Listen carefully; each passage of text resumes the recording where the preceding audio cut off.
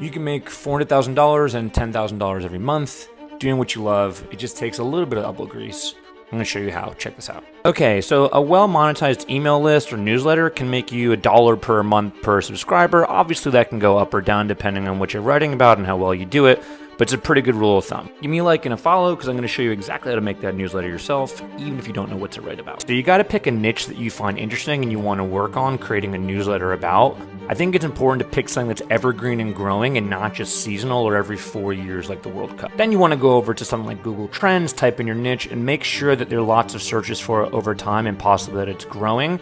I chose the creator economy because I think that's going to blow up. You could choose fashion, you could choose sports, you could choose cooking, anything you want really. Then you go over to Google Alerts and set up an alert for the niche that you picked, and Google will email you every day or every week the most viral and popular articles that you want your newsletter to be about. Then pick 4 or 5 of the most interesting and best articles every week. We're going to aggregate them together and create a newsletter just based off those. But what you're going to need next is an emailing platform. I like to use ConvertKit. There's a ton of others you could use like Aweber or MailChimp or Beehive, but ConvertKit's the one that I use and I love it. I know you're probably saying, oh, we're going to put other people's content in our newsletters. And the answer is absolutely for sure. The Hustle does exactly that, Get Smarter on Business and Tech, and they just sold for 30. And Morning Brew does the exact same thing, just aggregated news that gives some context around, and they just sold for 70 million. Eventually a newsletter will be something with stats like this, but before we even get there, let's talk about how to monetize it and how to grow it and get it here. Once you've got your niche picked out and your newsletter set up, go over to offervault.com and type in whatever you're going to be writing about, and you'll find tons of companies that are willing to pay you for every single time somebody signs up.